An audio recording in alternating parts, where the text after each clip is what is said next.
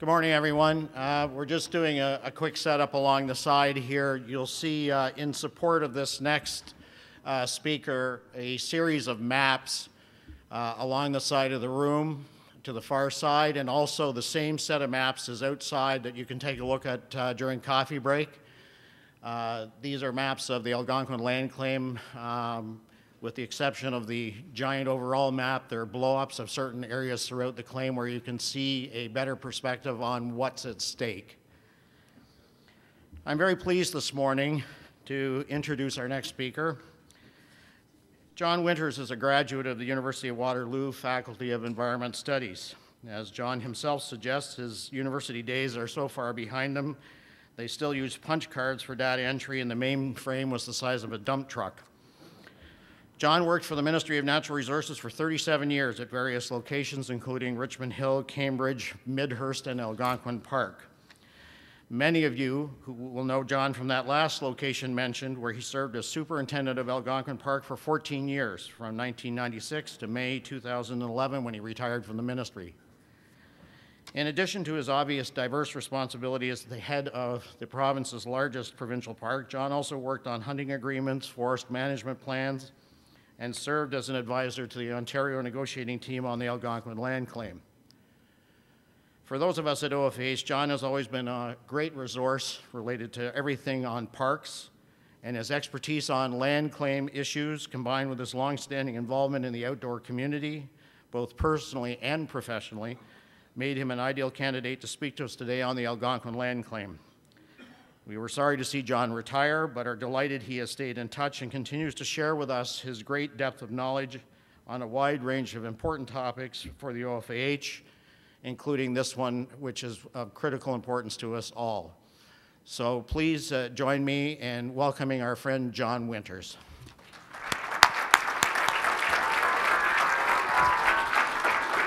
Thanks, Greg.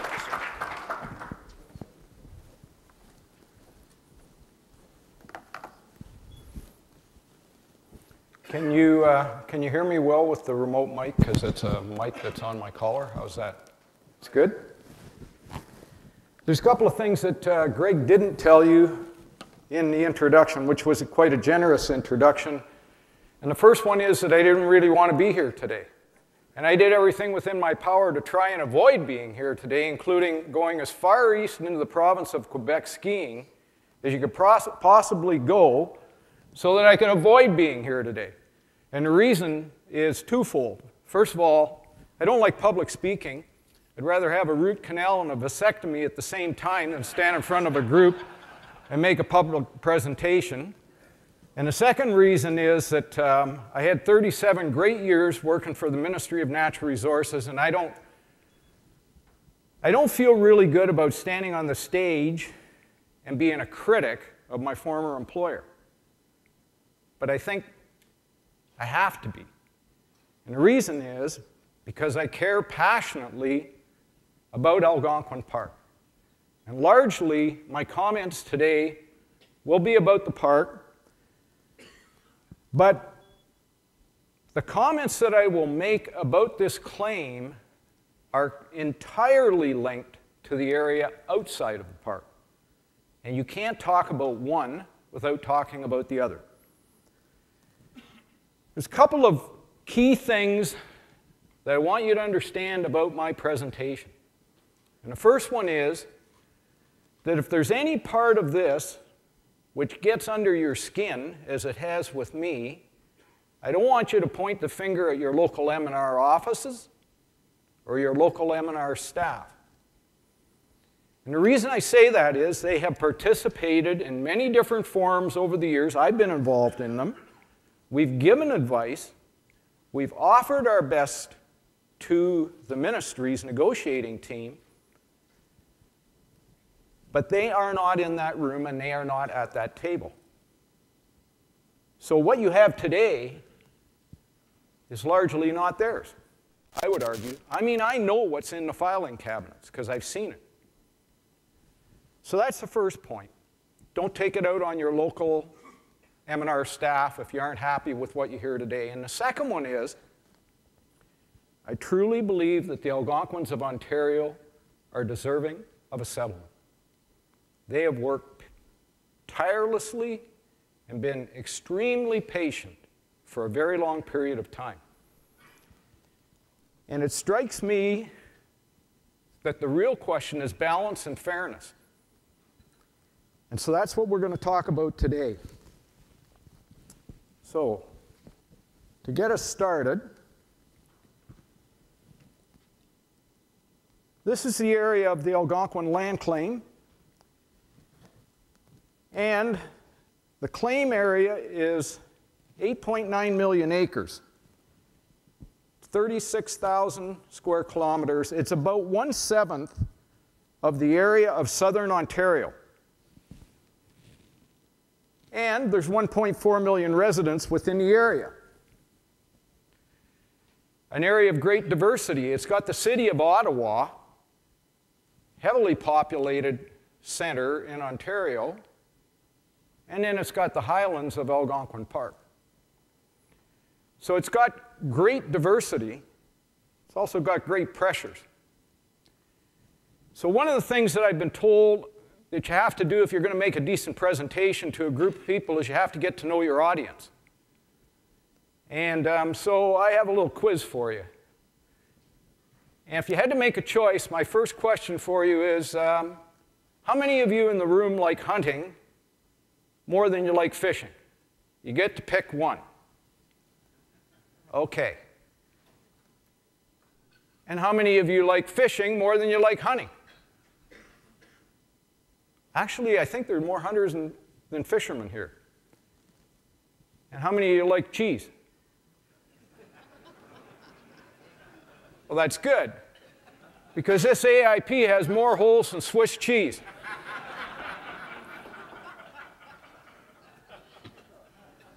So negotiating with the Algonquins is nothing new.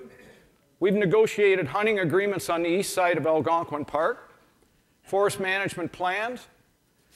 We've negotiated with the Algonquins in relationship to their social and ceremonial gatherings within the park. We've talked to them many times about park rules and park policies, and virtually every day we'd get a phone call. Phone call would be something along the line of, if I was to take my vehicle with my boat and motor, and if I could get into Lake Lavier with the boat and motor, is that okay?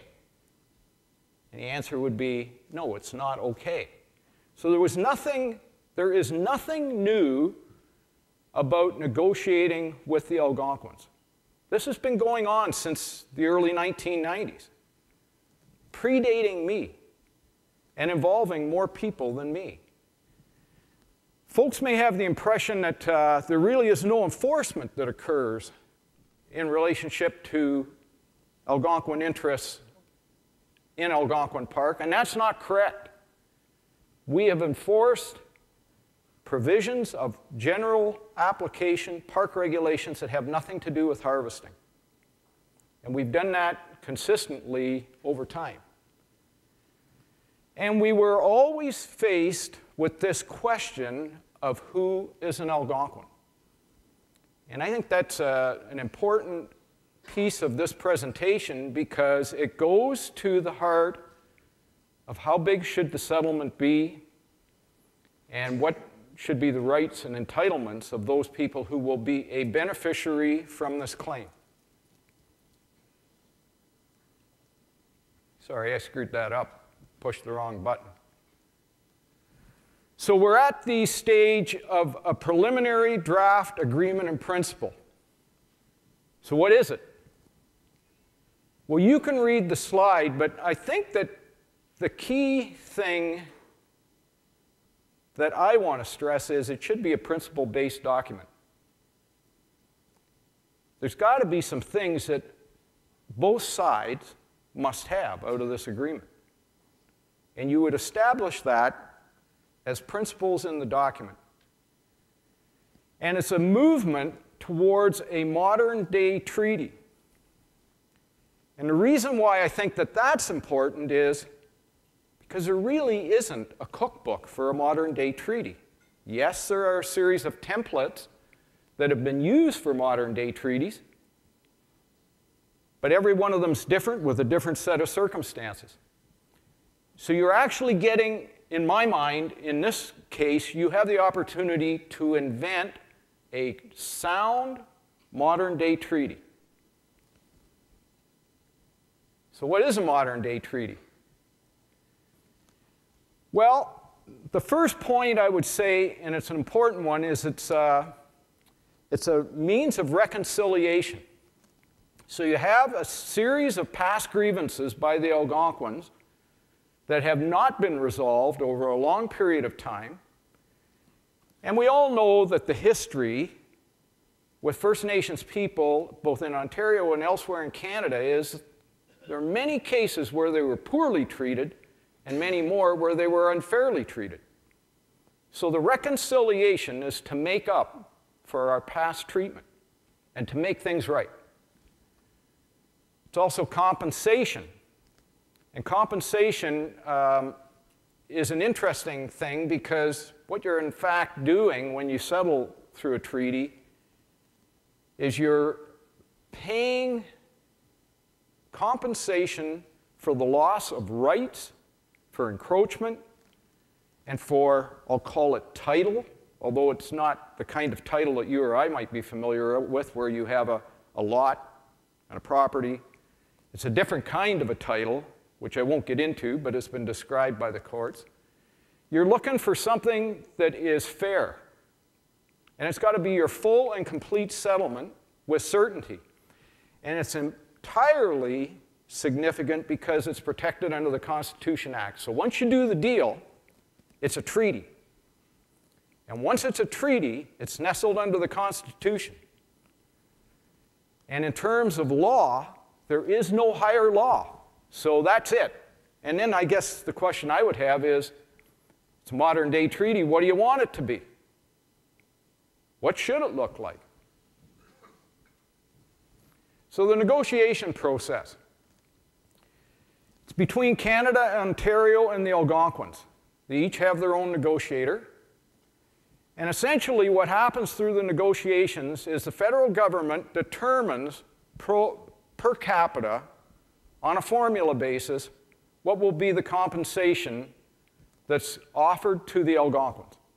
It's Ontario that negotiates the Crown land transfer, so the lands, the provincial Crown lands, hunting and fishing rights, provincial parks, protected areas, and forestry. I didn't put forestry on the slide, but that's all part of Ontario's responsibility. It is negotiation. It's not litigation. And I think this is a really critical thing to understand because you will hear about specific Supreme Court of Canada cases and what they've said. Well, if you're a judge and you have to decide, do I pick A or do I pick B? I got to pick one of the two, and then I got to give reasons for judgment. Then it's one side, pick one. In a negotiation, you work these things through. And in fact, the Supreme Court of Canada, on many cases, has said, without saying it, why are you bringing this stuff to us and why don't you negotiate it? That should be the future of how we reconcile our differences and our grievances with the Aboriginal people of Canada. So I look at it as it's a give and it's a get. And that's the nature of negotiations. Now the interesting thing in this is it's the Algonquins who decide who's a beneficiary. And there were an original group of Algonquins that filed this claim, and you can trace root ancestry back to those Algonquins. So you have an entitlement, if you like, if you can trace your ancestry back to those original Algonquins who filed the claim or filed their grievances years ago. But it's not quite as simple as that, because a beneficiary can also be someone else that the Algonquins decide as a group will be a beneficiary. I'd like to give you one example. I know of a family where there are 14 members of the family who are not registered as Algonquins, but they are. They are Algonquin, of Algonquin heritage. There are 7 additional family members through marriages that are mixed marriages who are not Algonquins, but they could be beneficiaries. So this swells the numbers. And each party has its negotiating team, of course. So what are the key elements? This AIP defines the number of Algonquin communities. They have a threshold. I can't remember the exact number. I'm going to say you had to have 200 Algonquin electors to be considered a bona fide Algonquin community. It does define who's a beneficiary. I would say it's loose. There's $300 million in compensation from the federal government that is in the AIP, 117,500 acres of land, Crown land. I'm going to pose it to you this morning that my opinion, based on a general look at the Crown land, it's worth $250 million at least. So there's $550 million on the table, in my view. The agreement also includes the divestment of several non-operating parks. These are provincial parks that have not operated for a number of different reasons, which I won't get into, and I don't personally have a lot of trouble with the transfer of these lands to the Algonquins. They're beautiful pieces of real estate, trust me. Carson Lake Provincial Park, if you know it, oh, what a piece of real estate, and valuable. So the park system has said, it's okay, we don't need these. And so there would be that divestment, and there's a proposed new provincial park.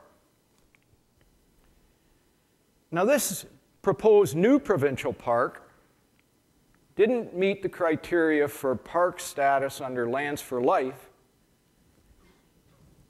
And the more that I've heard about this, and I've heard a lot, it reminds me of a trip I took to Las Vegas. I was walking down the street, and there's the guy on the street with the 3 cups and the ball underneath it.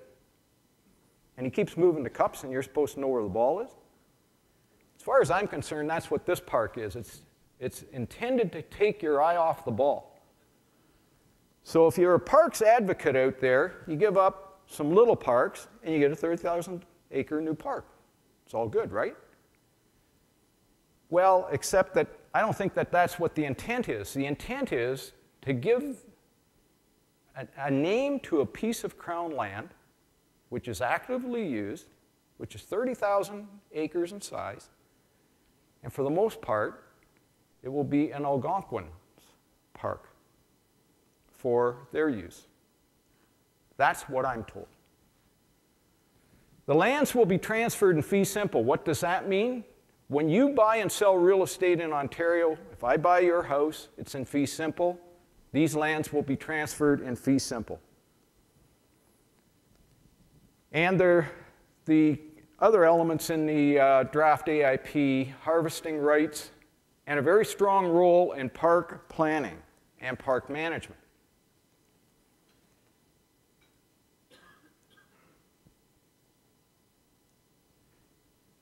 So, a few news reports. I talked about beneficiaries of this claim. So non-native hunters, they're skeptical that some of the people claiming Algonquin ancestry are Algonquin. So are the Algonquins skeptical. So when I say that the beneficiary definition to me is quite loose, I'm not the only one that's saying it. You have 2 chiefs, the chief of the reserve in Maniwaki, Quebec, who is Gilbert White Duck, and the band manager are both on the record as saying they think it's too loose. And so has Chief Kirby White Duck, who's on the Ontario side, Algonquins of Pikwagnagan. But the Powley decision, which is a Métis decision in the Sault Ste. Marie area, has provided a little bit of clarity or unclarity about who isn't a person of Native ancestry. So if your great-great-great-great-great-grandfather or grandmother was Algonquin, then you can claim you are too. And that sticks in a lot of folks' craw. Now, when I started with this claim, I'm in the bar in the bottom left-hand corner, not like a bar with St. Paddy's Day and the beer and so on. I'm down in that corner there, the low area of blue. Had a meeting with Ian Binney, who was Ontario's negotiator on this claim. He's from the firm Gowlings in Ottawa, same firm as today is handling Ontario's claim. And I said to Ian Binney, we have a lot of evidence that would suggest that, first of all, the territory that's being claimed is highly questionable. We're not buying some of the maps, and we have a lot of evidence that would suggest that it's a stretch. He said, you don't really need to worry about it. Now, this is a man who became a Supreme Court justice. You don't need to worry about it, because there only are 500 or 600 Algonquins, about 300 or 350 on the reserve, and 200 or 300 off of the reserve. By 1999, we had the first petitions, and we had public demonstrations by people who were non-status Algonquins at the east gate of Algonquin Park. And if you fast forward to today, there are at least 10,000 Algonquins.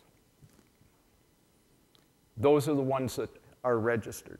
But I just told you a few minutes ago, there's a group of people out there who are not registered. So the consultation process. We've all been assured that through this land claim, there would be a consultation process. So who is MAC? MAC is the Municipal Advisory Committee. There is a municipal representative for every municipality within the claim area. So that's MAC. And the CEA is the Committee of External Advisors. And the Committee of External Advisors represented hunters, fishermen, sportsmen, tourism, environmentalists, park lovers, the Committee to Save Algonquin Park, trappers, and others. Now, MAC, being politically connected, so far seems to be pretty successful. The CEA, totally ineffective. One of the greatest disappointments for me is that they have been so ignored. You put the best and brightest minds together to give the government advice, and I can't believe it. I mean, I can't believe that it's just not, there's been no traction to it. Now, I retired in May of 2011. I had no interest in getting back into this claim. I mean, once you escape, you want to get out, right? And I started getting phone calls and emails. And I was told this thing's off the rails, and I thought it had to be overstated. I mean, misunderstandings or something of that sort. And then I was invited to a harvesting meeting in July this past year, held at Elmhurst Resort. And I can't tell you how discouraged I was after I left that meeting. Because all that work that had been done around fair sharing and principle-based negotiations, where was it? I didn't see any of it. I didn't hear any of it. So currently, there's a series of public open houses. I've elected not to go. I've made my submissions. They've been totally ineffective, too. I have great influence on this whole process now, let me tell you. Maybe less in the future after appearing here. And so there are written submissions, and there's internal consultation, of course, going on the Algonquin side, too. And there it is.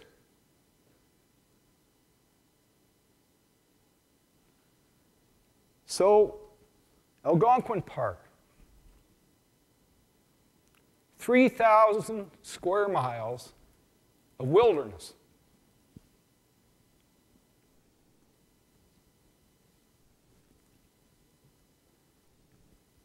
And the AIP, in my mind, is woefully deficient. There are just too many future agreements that have to be resolved. Now, you heard this morning that M&R is going to be smaller, leaner, fewer staff. You heard me say this morning that we have previously negotiated a hunting agreement with the Algonquins for moose. It relates to hunting within Algonquin Park, on the east side of Algonquin Park, 14 townships, and an allocation of moose in the surrounding management units. There are hundreds of hours went into negotiating that agreement. Hundreds of hours. Every year, I would say that it would take the superintendent of Algonquin Park and the staff about 2 weeks to meet your obligations just related to an existing hunting agreement. And there are 38 future agreements to be resolved with fewer staff. And some of these are going to be resolved after the final settlement, if the Algonquins accept it, if Canada signs off, if Ontario signs off. So my point is, what I wanted to see in that document is, where's the conservation policy? And I wanted to know that it isn't government policy by default. So what do I mean by that? So the conservation policy is, if there isn't a problem, then there isn't any conservation policy. But if there is a problem, if we have a depleted resource, we don't have fish in a particular lake, or the deer population collapses, then we'll do something. Is that the government's conservation policy, the government's conservation strategy with $550 million on the table? So I see some old timers in here. There's a couple of guys in here that are probably as old as Alf Beck. I can say that because Alf and I we're good buddies. Do you remember back in the 1980s when it was bucks only, where you couldn't find a deer in Ontario? Do you remember back then? That'll happen again. I don't know why it'll happen again. It just will. It does with wildlife populations. We have collapses of fisheries. Sometimes we cause them. Sometimes nature causes it. And sometimes it's from unforeseen events. It could be an invasive species. It can be any of these things. So my question then is, do you always want to be at a negotiating table fighting in a room over how you're going to divide up a fair allocation? Is that how you want to do it? So to me, there's no long-term vision. I don't even think it protects the interests of Algonquins. So I'm going to state to you this morning that I reread the harvesting chapter this morning for the Algonquin land claim. I read it again this morning. Do you want to know what's been negotiated in terms of fish and wildlife interests in Ontario in that claim so far? In that AIP? Nothing.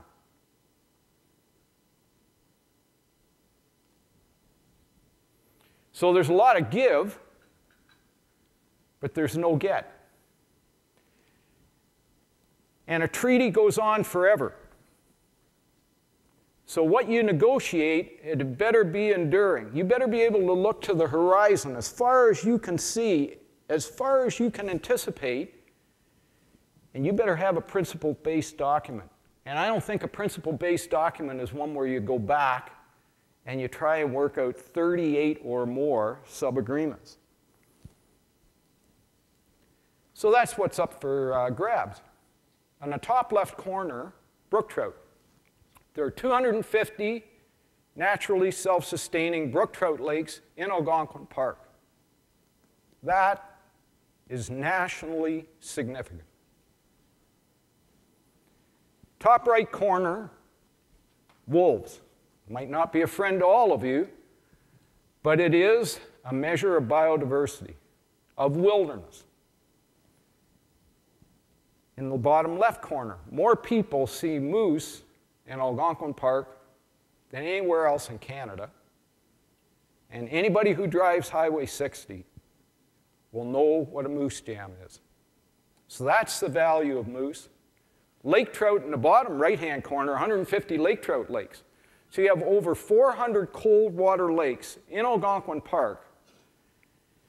And all I want is for there to be 400 lakes which we can all share with the Algonquins on a sustainable basis. And right now, there's nothing in that agreement that assures sustainability. But we will address a fisheries management plan after the final agreement.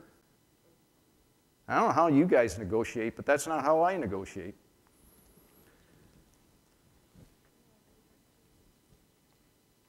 Well, a picture says 1,000 words. For those outside the park, and I said it's linked, the park is a moose factory, the pantry. And those moose move around. And we have harvesters, hunters, outside the park, hunting big game, including deer, for which there will be no limits, hunting permitted 24/7, 365 by any means. That's what the agreement says. So what are the harvesting issues? Well, first of all, I attended a meeting in July. There were others who are here today who were in that meeting in July, and we were told that this draft AIP, which is the basis, or the draft harvesting chapter of the AIP, let me be clear, had been written by the Algonquins. I don't know why it would be written by the Algonquins if there's a give and a get.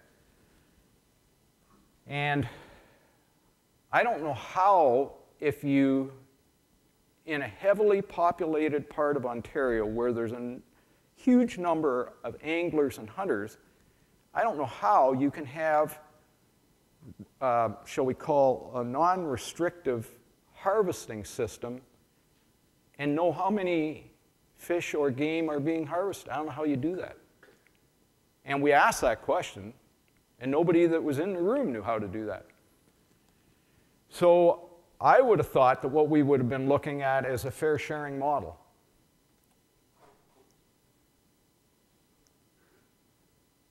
I mentioned there's a loose definition of beneficiary, so how many hunters are there on the land today? How many will there be on the land tomorrow?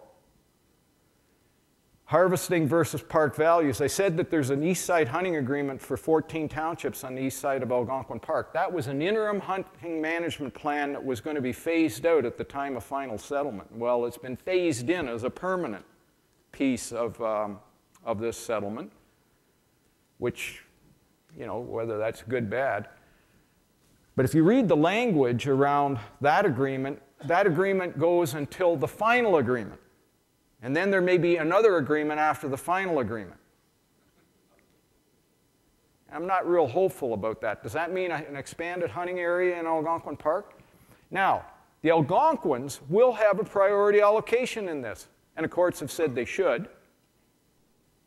And that comes from they will have exclusive hunting rights on 800,000 acres conservatively in eastern Ontario, 14 townships, and 117,500 acres. And I do the math and I say it's 800,000 acres. I was in the room with the Algonquins when we talked about harvesting and hunting, and that's more than they ever asked for. And if you're someone who has a hunt camp outside of Algonquin Park, maybe the owner of this hunt camp, which today more modernly looks like this hunt camp, that's located on the lands to be transferred.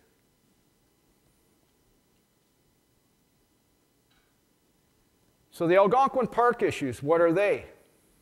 Well, inside and outside, I said, they're very much linked. There's logging occurs in Algonquin Park. There's 1,200 kilometers of permanent roads in Algonquin Park. I'll show you some pictures of them in a minute. There's nothing that controls access in this AIP. It says we'll work it out. That's another one of the 38 sub-agreements. We'll work it out, and we'll do it through park management planning. So there will be at least 10,000 people who will have rights to access in Algonquin Park. That's the combined population of Bancroft, Barry's Bay, Mattawa, and Whitney. I don't think that's right. I don't care what your heritage is. I think if you want to have a wilderness-like park, you can't have people driving around in the interior. We'll manage the fisheries through a fisheries management planning process, and that'll occur after the treaty, and there is no restriction within this document on motorized vehicle use. So that means boats, motors, ATVs, snowmobiles, and all those other things that haven't been invented yet. And I think you want to think about that. Haven't been invented yet.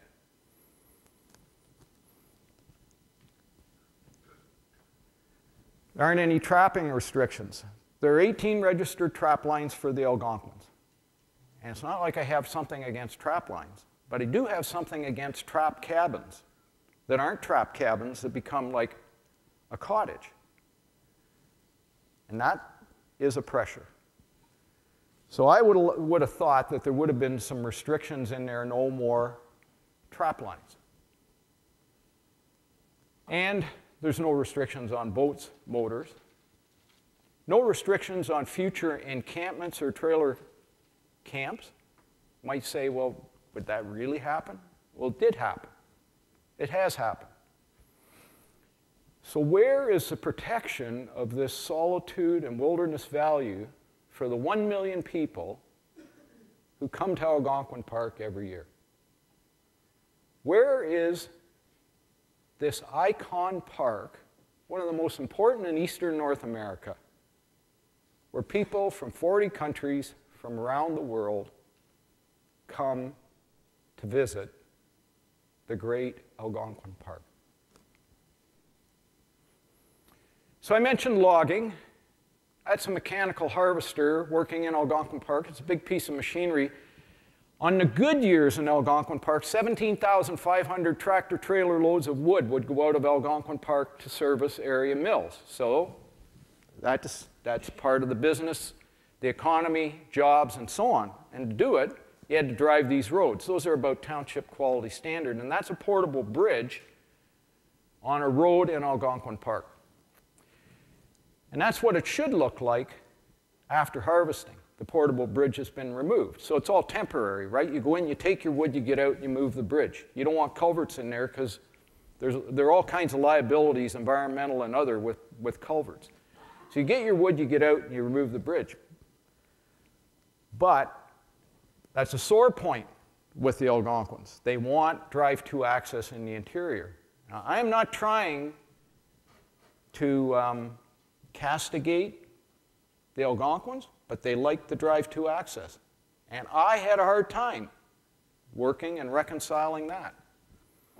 And that runs counter to this, which is solitude and wilderness. It's your park. It's my park. And that's what I want. So what's a more balanced and reasonable approach? There are other agreements in principle out there. And I can tell you that this one's a cut and paste of those other agreements, if you take out all the good parts of the other agreements. To give you an example, there are designated species in other agreements. In this agreement, there's moose and elk up until the final agreement or treaty. And then after that, I don't know, there's a question mark. But not deer, not fish. In other agreements, there are designated species. There's an allocation model. There's one in British Columbia on Vancouver Island that lays it right out by species. There's schedules of what you can take and what your allocation is. Now, the Algonquins would have a priority allocation. And I'm fine with that. I don't know if you are, but I am. They have 800,000 acres of shall we call it, their own hunting territory. That's a priority allocation in my mind. Southern Ontario seems reasonable. And I think that you have to have some level of recognition that we're in a pretty populous area of Southern Ontario. And we need some clarity around overlapping claims. I'm going to talk to you about that in a minute. And there's infringement equals compensation. So if we're infringing on Algonquin rights by making a level of control on harvesting, then there's compensation. The courts have said that you can do that. The courts have said you should do that. Well, I said there was $550 million on the table. I think that's called compensation. I think that this needs to be something that is negotiated as a modern treaty, and the reconciliation should include all of you. Can't go from past grievances of Algonquin to future agreements of sportsmen. That's not reconciliation. Overlapping land claims. Well, this AIP is only for the Algonquins in Ontario. But if you think back in time, Ontario and Quebec came post-Confederation, and the Algonquins were here before that on both sides of the river. So what about the Algonquins from Quebec? There's a Métis assertion in the North Bay Mattawa area, and there's the Williams Treaty. Largely, this area is already treated under the Williams Treaty, and that treaty is up for renegotiation, so I'm told.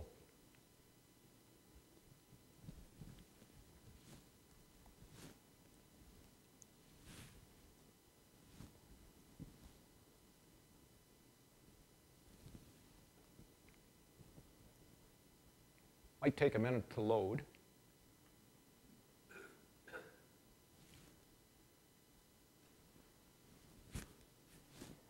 Whoop. Okay, we're going to ignore the interview. So that's, maybe we're not. He's back.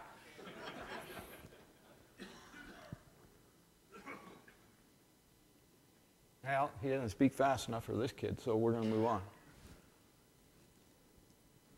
So there's the area. And that's the Algonquin land claim. 1/7 of Southern Ontario. And last week on the Outdoor Journal radio program, Chief Gilbert Whiteduck from Monackey says that that's the Algonquins of Quebec territory. So in the Algonquin land claim territory, I've said there's 10 or 11,000 Algonquins. In Quebec, there's 10 or 11,000 Algonquins. I don't know about non-status there. So there may be more than that. And the Williams Treaty is up for renegotiation, and I'm not exactly sure how you would argue with the Williams Treaty folks that if you treated the area in 1923, which is considered fairly modern, and it covers underneath the Algonquin land claim, if you're renegotiating it, how would you tell them that actually your territory doesn't really extend that far anymore, so we aren't going to give you any rights within the area of the Algonquin land claim? I think that's a pretty weak argument. So you've got potentially 30,000 claimants. So who's Ty Stevens?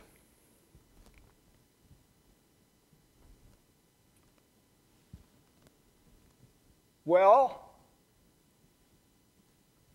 he's a cute kid. He's my grandson. Stole my coat, tried to steal the ministry's turbo beaver. It's in the cockpit there. So that's what this claim's about. So how do we fix this? Because it's not about me, it's not about you, it's about the next generation. It's about Ty, Tammy, Teddy, Tommy. You guys have one. It's for them. So we better get into some serious negotiations, and you can't leave this deal with overlapping claims and unsettled, and it'll all work its way out. There's a guy by the name of Mark Milke from the Fraser Institute. He was on the Outdoor Journal radio program. And Mark Milke says that's a serious problem in British Columbia. It's just layer upon layer of claims. And so you take a piece, and then you take another piece, and then you take another piece, and it seems like these pieces mount up to the point where it's almost unmanageable. There has to be an allocation model. What do I mean by an allocation model? An allocation model means that you try and determine, based on best science and conservation principle, what's your sustainable harvest. And then you allocate that sustainable harvest. Here's the portion that would go to the Algonquins, priority allocation, and here's the portion that goes to sportsmen. And that's it, because there isn't any extra. And I think that you want fair sharing, and you want them to share, you want the Algonquins, and we want you to share in the stewardship, so that we're all vested stakeholders all the time. We want protection of Algonquin park values. And if you do all that, then you get back where I started from, which is reconciliation. So, you guys paid good money to come to this conference. I encourage you to take a few minutes, just Google Algonquin Land Claim Agreement in Principle. You've heard what I have to say. I think you should read it. It's not that many pages. You just scroll down to harvesting, if that's what your interest is, fish, wildlife harvesting. Look at the park section. It's about 5 or 6 pages. Read it and ask yourself, what does that really mean? Do I understand what that means? That's what I would encourage you to do. Develop your own opinion. And if you're concerned, then I think that what you want to do is you want to talk to your friends. And you want to use social media. You want to talk to your MPP, your local politician, and you want to tell them what your concerns are. You want to make the time. You want to do it for the next generation, just as the last generation did it for you. There's another 100 claims at least, or grievances in Ontario, and these will be brought forward one at a time for settlement. And there are many more across Canada.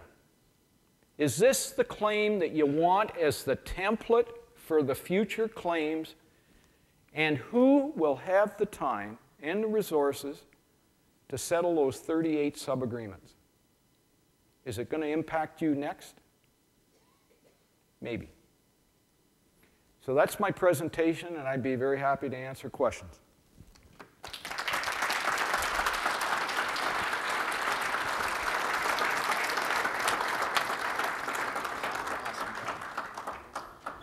So if you want to ask John a question, please line up at the microphones, and we've got some time to take your questions here this morning, so we'll go from right to left. Frank, do you want to start? Good morning, Frank Wick from Ajax. John, you mentioned that in the claim area where the land will be transferred, that they will have then exclusive management rights to fish and wildlife and forestry. You didn't mention mineral rights. That's of some concern to me because my hunt camp borders right on probably the claim land area, and where I hunt, I know very easily could become a place of interest for mineral rights. The surface and subsurface rights, according to the draft agreement in principle, go with the land. So the 117,500 acres would include subsurface mineral rights as I read the AIP.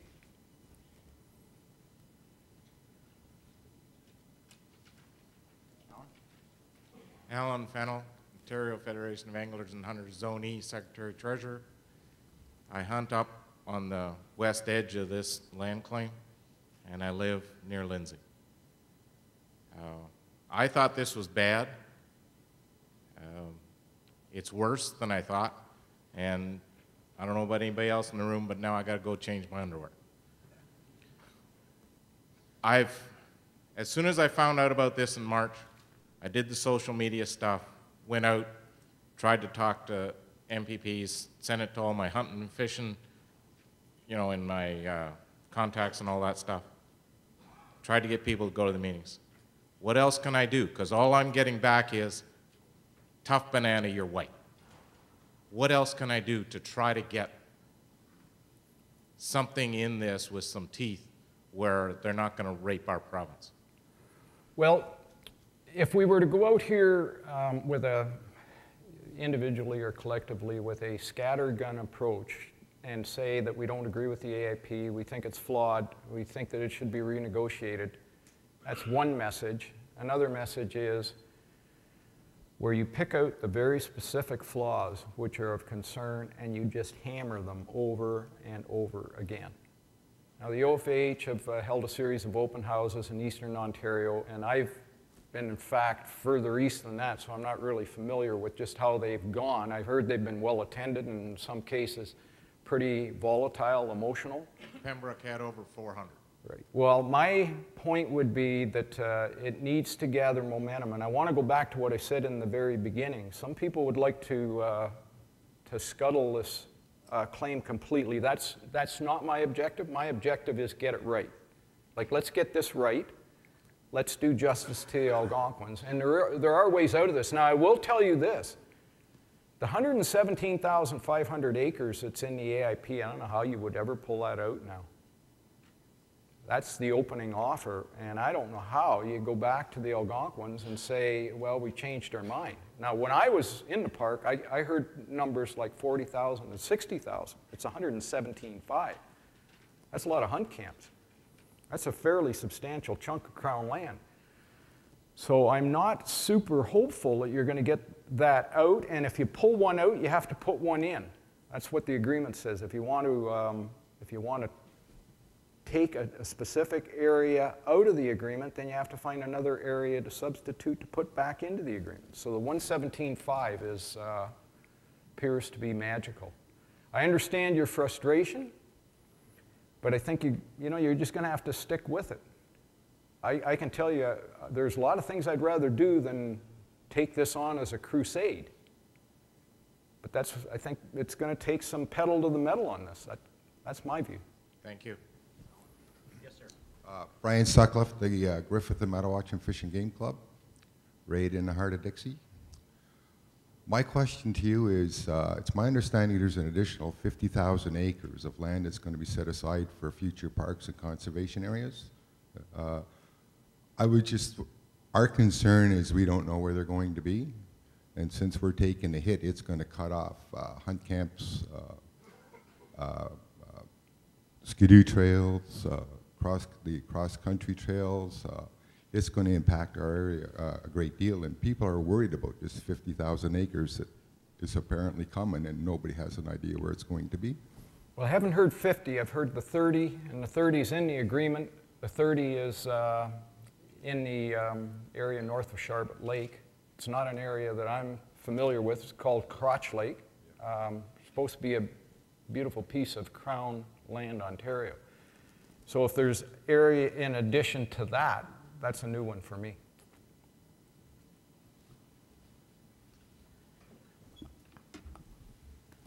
You asking a question, sir? Okay. The point that if we can substitute against this 817 acres of land, why not give them more money? You said it had a value of what, 250,000 roughly? 250 million? Well, that was an estimate based on, it's got to be worth at least $2,000 an acre, wouldn't it? Or more. So I don't think that's a highball estimate. And initially, as I said, I started in the park in 1996. I never ever heard of 117,500 acres, ever. And I did hear that this would be cash-rich, land-poor. And I also heard that all through that time, that the feeling was there'd be just too much displacement. So that means hunt camps, tourist operators, Crown lands that are used I mean, I don't know, would the Algonquins allow continued use of those lands for snowmobilers, ATVers, and others. If they're paying taxes on the land, it strikes me that anybody who's going to be using it is going to be paying for it at some point. So the answer, I think you could check that through with the Algonquins. I'm not sure why they want to be the biggest land barons in eastern Ontario anyway. But I think that that was the original strategy, so I don't know where it's changed.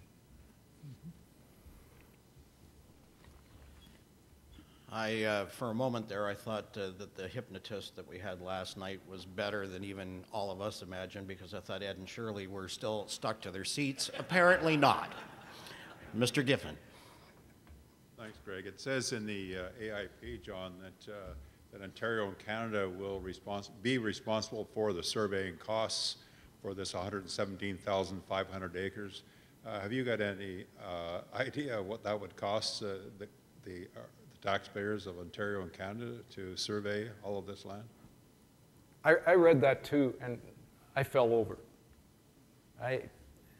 Astronomical cost in my mind.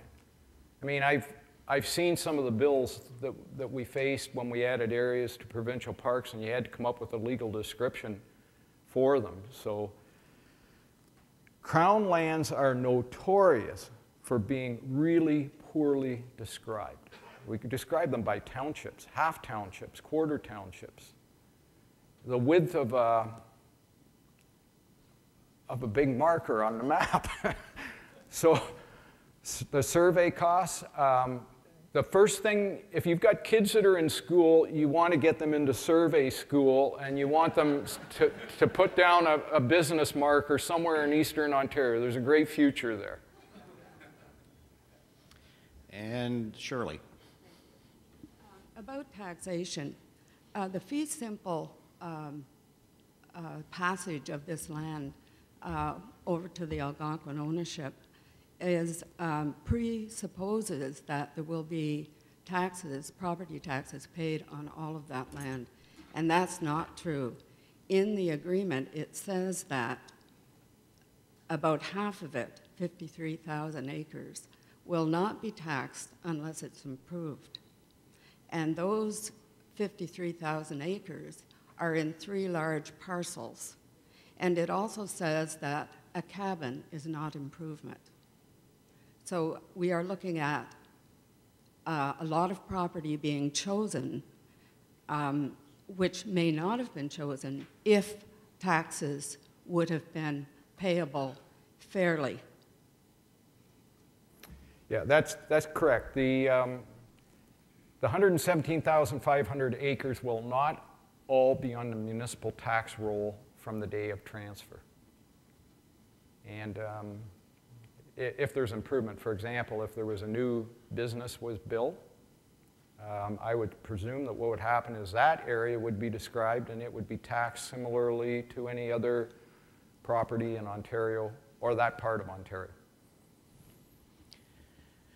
Seeing no other questions, before we thank John for coming this morning, albeit kicking and screaming and root canals and vasectomies aside, just to point out a couple of things about this claim. The reference that John has made to 117,500 acres, the terminology is no less than 117,500 acres, which is important because Chief White Duck has declared on many occasions publicly, this is just a good start, but it's only a start. So what else is to come?